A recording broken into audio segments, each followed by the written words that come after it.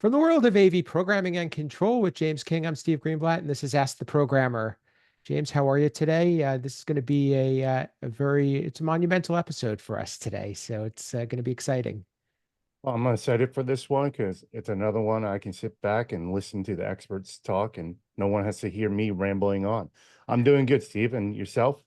Doing well, doing well. I always seem to ask you, and I always give you a similar response. So I'm trying to figure out how to change that up a bit. But today we have the most guests we've ever had on Ask the Programmer. So we have four guests. I'll start by introducing Brittany DiCesare from Control Concepts. She's the director of sales and operations. And if you haven't listened to it, Brittany has a great episode 153 where she got to talk a little bit about herself and her role. So welcome, Brittany. Thanks for having me, Steve and James. Thanks for being here. And a few familiar guests to me as well. First, I'll start with Alex Fortin. He's the president of NDS Integration. Welcome, Alex. Hey, thanks for having me. Thanks for being here. And Jarrod Hillman, president of Hillman Audio Video. Welcome, Jarrod. Thanks, Steve. And last but not least, Shawn Hansson, the CEO and founder of Logic Integration. Welcome, Shawn. Thanks for having me. Thanks for being here. So if you can't tell by the theme, we have a bunch of leaders on this podcast. And the reason that we do is that we're talking about the Total Tech Summit. The Total Tech Summit is an event coming up November 4th through 6th. We're talking about 2024. And Dan Farisi was recently on our program, episode 180.5. It was a special episode that we snuck in and recently posted. So if you haven't caught that episode, he can give you a little bit of context about the event. But what's really cool is we have these guests today that are going to be panelists at the event, and it's one of the big sessions that's going to be discussed, and we're going to talk about the importance of a business framework. So in order to understand and talk about a business framework, we have to really define a business framework. So Jarrod, I know that this is something that's been important to you for a long time, and I know it's something you and I have talked about and connected on. So can you give us a little bit of an overview of what we mean by a business framework? Sure. I always say that there's two things that I will probably stop anything I'm doing and have a conversation with someone about. And one of them is AI. And the second one is EOS, which is really what my business framework conversations always seem to go around. So I would say poaching a bit from the EOS verbiage is a business framework would be a series of tools that one uses to run their business or operate their business. And so that's how I would define a business framework. So Alex, I think you and I have also connected on this a bit. Tell me why a business framework is important, and I know it's something that you also are very passionate about. Yeah, absolutely. So, I mean, the importance of a business framework. Wow, big question. I'm going to unpack this the best I can here. But from an ownership or leadership standpoint, um, we are constantly in the fog of war. And the day-to-day battles and struggles and emotional ups and downs and roller coasters, fires that happen, alligators, all the beasts that come out throughout the day. The importance of a business framework allows you to be able to hold yourself accountable to following a methodology of being able to operate your business. So, despite all of the roller coasters, the earthquakes, the natural disasters that pop up, you're able to kind of follow a path and stick to it, which ultimately benefits not only the company but also the employees. And as a business owner, as a leader, we're constantly fighting whatever is directly in front of us. And a framework allows us to be able to really support our employees best by following the same process and protocol to allow them to flourish as employees. So you're saying that people that run companies can get off track?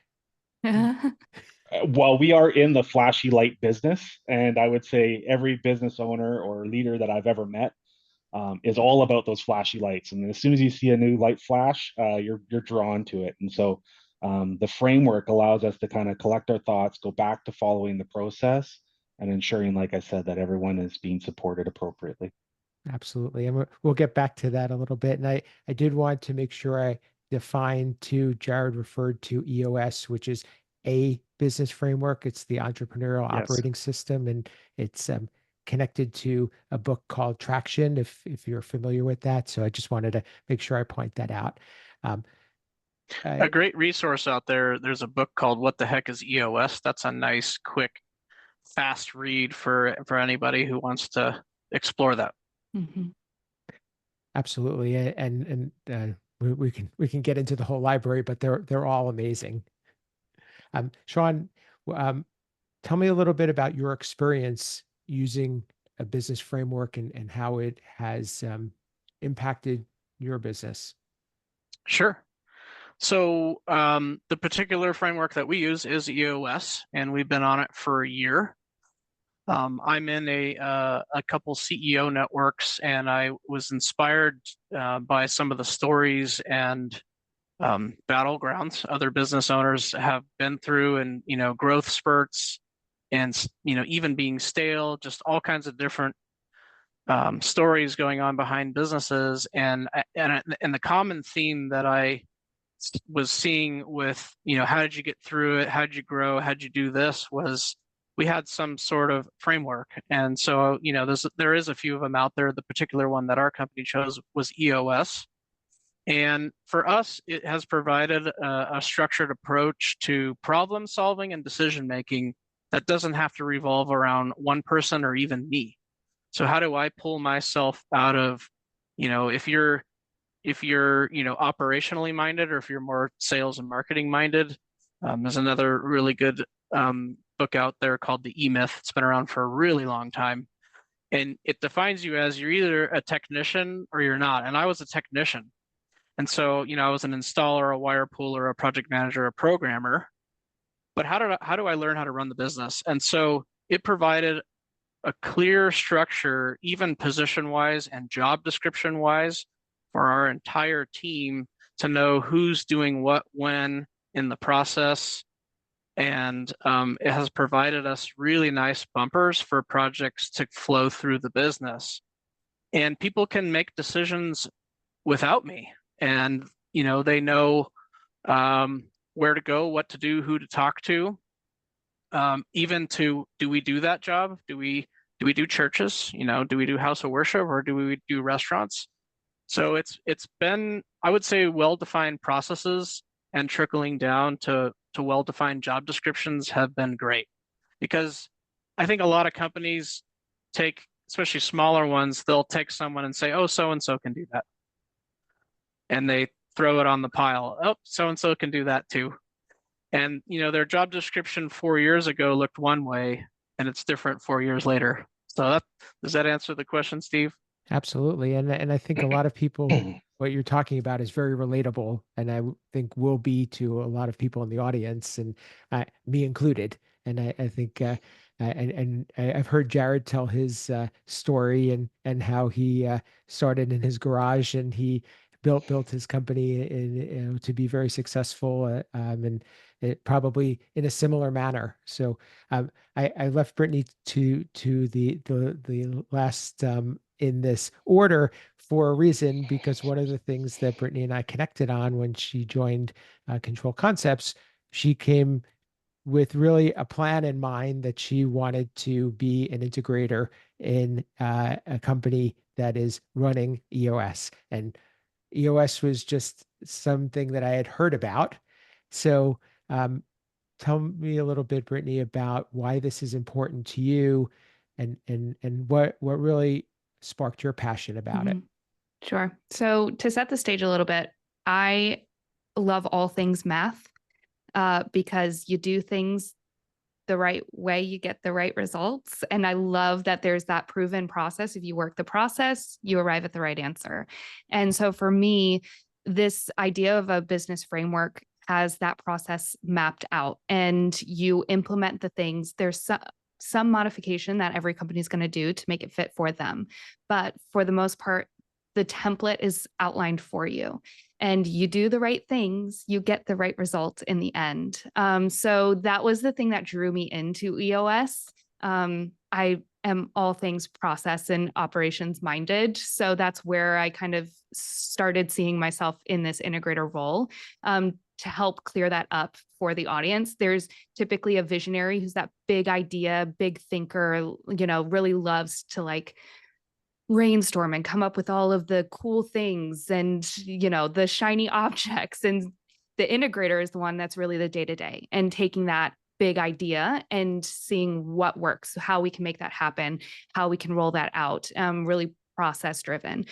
So it's a natural match for Steve and I, because he's a natural visionary who's been doing an integrator role for a really long time, and I'm a natural integrator. So it's been really cool to see that marry up. But the biggest thing that I think I love about this idea and concept of EOS is it really provides that firm foundation for your business. For every arm of your business, you are all aligned on solid ground. And most businesses, when they're first starting out, if they don't have a framework that they're operating under, it's unstable. You're building on sand or sometimes toothpicks trying to scale up your business. And it works for a little while until you hit that pressure point and it all collapses. And so with this framework in mind, whether it's EOS or any other one you're looking at adopting, you've got that sure foundation where you're making sure every facet of your business is aligned in vision. They're aligned in their goals. All of their smaller quarterly goals are taken and aligned with the larger annual goals. So when you're doing that, you're all operating the same way. You're working in different parts, but you're all aligned and you're all moving in the same direction. And with that, you get the reason the book is called traction. You're able to make forward progress. You're able to move forward. And so from there, you can scale without feeling the weight and burden of the weight of the business. And it doesn't all fall on one person's shoulders. We're all a team operating together. We all have our very distinct and clear roles that allow all of us to move forward. And one thing that my son's football coach goes on about is if you do your role and they do their role, the team operates successfully. And if one person is focused on someone else's role instead of doing their own role, the team crumbles. So it's this idea of, I know what I'm doing, I know what I have to do, and trusting the rest of your team to do their part. And with that, you're able to see success, or whatever success is defined for your company. Of course, I love sports analogies, so that's excellent. That's why I brought it in for you. And it's football season, and I'm just going to say I won this week's pool.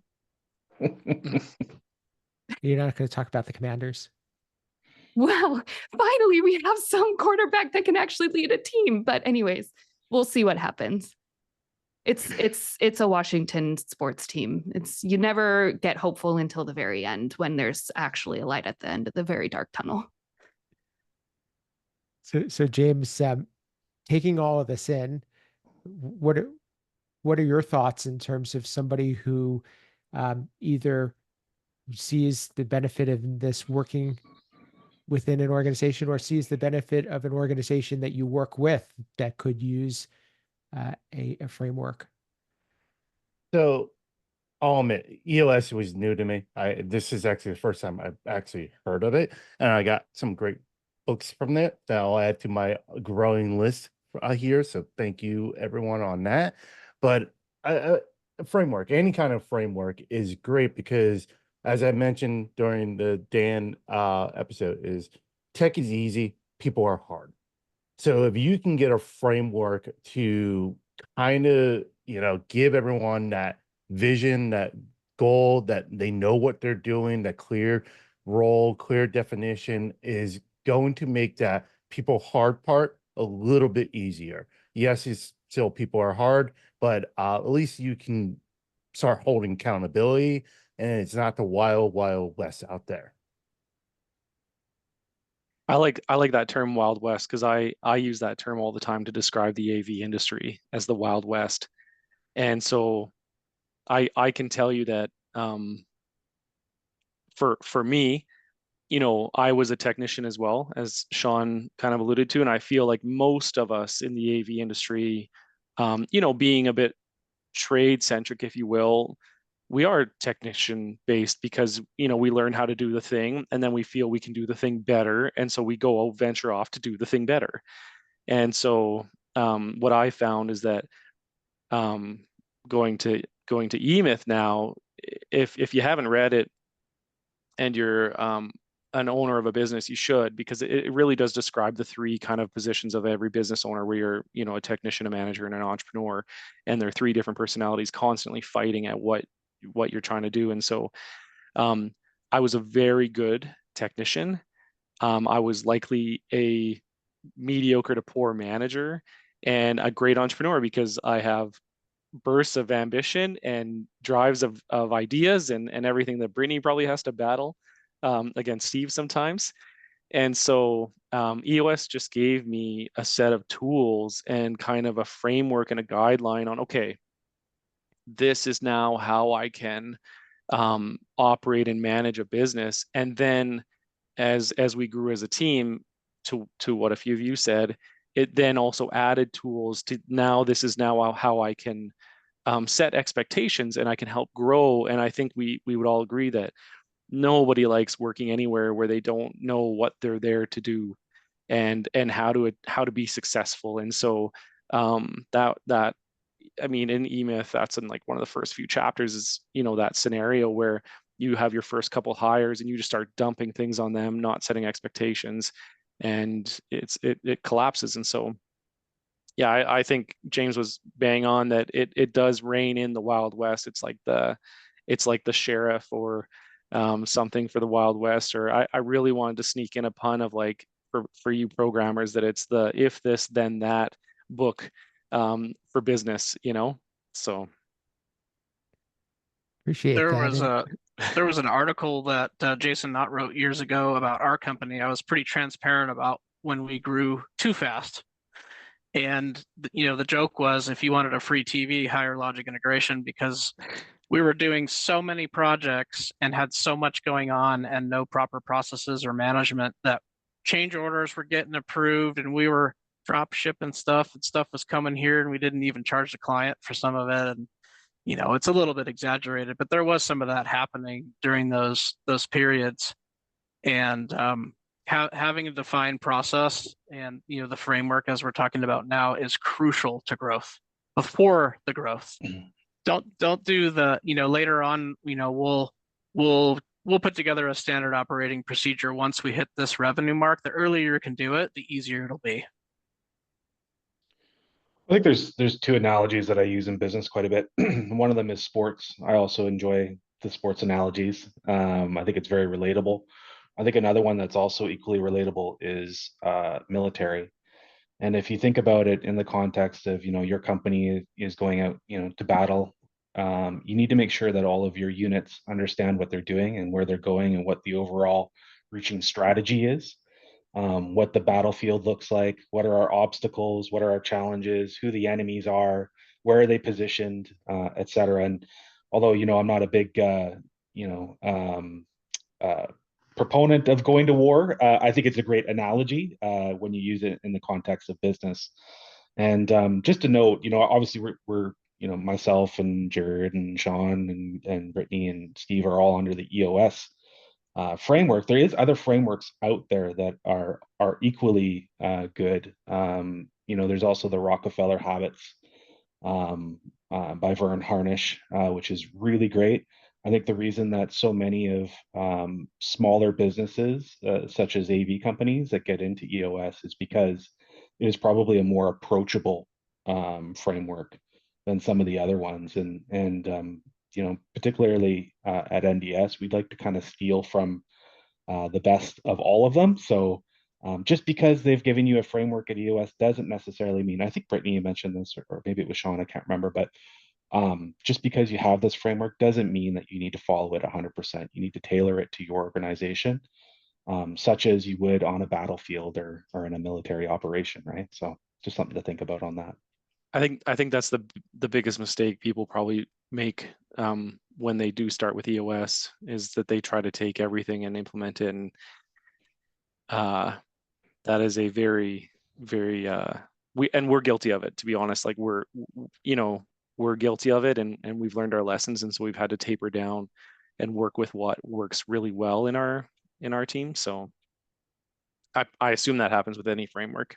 You can't take all the tools and procedures and process and throw them at your team and say, this is what we're doing now, please follow all of these. I can't imagine it works very well. Well, Yeah, yeah, I and think- if you look at the personality styles of our industry, we're on Ask the Programmer. The likely personality profile, if you're using the DISC profiling system of programmers, is gonna be that C profile that's very like reserved and risk averse, and they don't really love change, but they do want to understand that they have clear direction and they have clear Yeah. process and they know what they're doing. So if you throw everything at them at one time, that causes a little bit of chaos and concern. And we saw that in our company at Control Concepts. We're software developers. So we have our entire company is the C-type personality. So we had to slow roll this, and we had to kind of start implementing a little bit at a time. And one of the first things that we took a look at, and one of the things that I love about having a framework, is taking that big annual goal that you're trying to get to as a company and moving those into 90-day targets. Because we all know you get distracted, you see the shiny thing, squirrel, whatever, you start going down. And if you are refocusing your team every 90 days, you're more likely to hit the bigger goal at the end. So being able to keep those into smaller chunks, make them more achievable, the entire company tends to stay aligned. I have a question for you, Brittany. Yes. Working with programmers, did you find that it was also a challenge not implementing everything, because you might have some going, well, there's a system here, we should be implementing the system, and if we don't use all of the tools of the system, this won't work? Because I could see a bit of that, maybe. Yeah. So we did it without them even knowing what we were doing. So I came in and we did our annual meeting, and Steve asked me to lead the goal setting part of our annual meeting. And so we knew what we were reaching for from a company perspective. So I was like, we're going to do quarterly goals. And you know what? Let's just call them rocks. And so we're gonna, and I just slowly started implementing little things. And then this past year, we actually finally gave them what the heck is EOS. And we said, we've been slowly doing this. Here's what we're doing, and here's why we're doing it. But we made it very clear that, one, we're smaller than what EOS says is typical for those adopting the framework. So we went ahead and said, we're modifying this. We're going to do some things, not everything. We have to tailor make this to us. We also have business coaches that help us do these things. So we were very clear once we finally opened their eyes to what was happening, that it wasn't just going to be right from the book. Smart. We found that implementing change, whether it's good or bad, at our business, especially when we rolled out this type of framework, was communicate early and often. Hey, everybody, like, we're having lunch together, we're doing this, here's why we're doing it.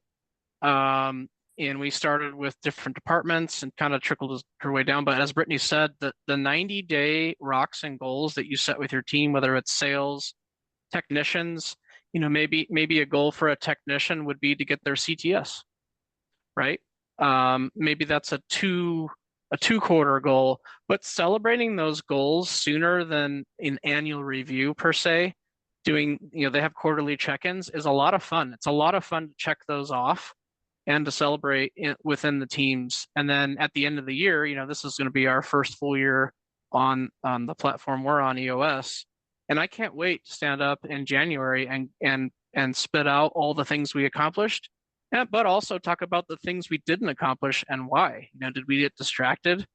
And so I love that part. I love sitting down and setting goals with people.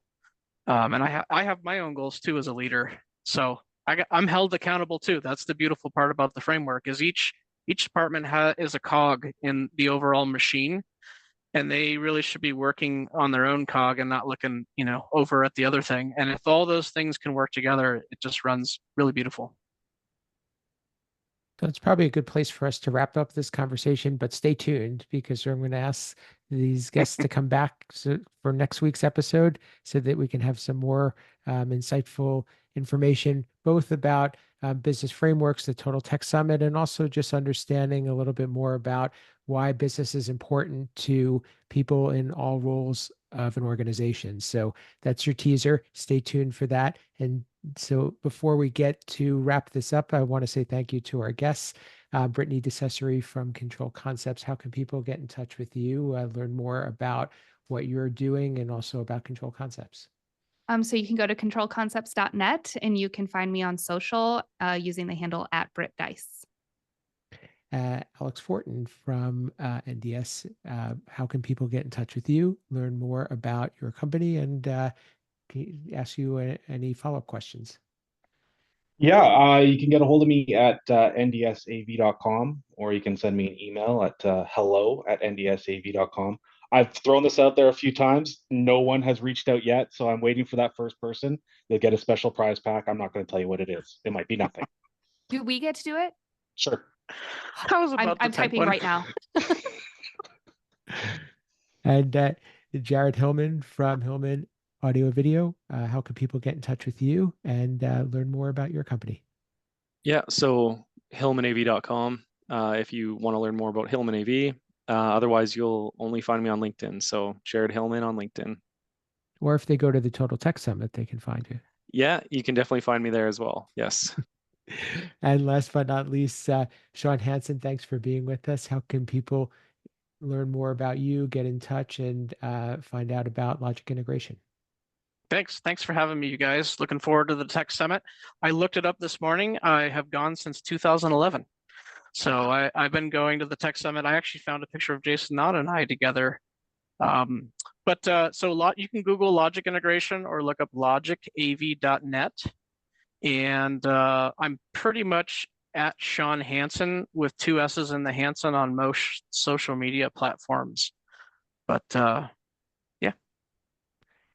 Excellent. And James, a great episode and hopefully some insightful information for our audience.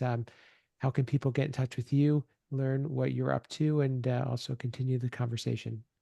People want to get a hold of me. I really would say get a hold of all these guests. They're knowledgeable people, great people to connect with. You're going to learn so much from them. But if you're looking for me, AV_James King on Twitter, X, LinkedIn, in the Ask the Programmer community there on LinkedIn. Anything with HEPA, again, Google me, you'll find me.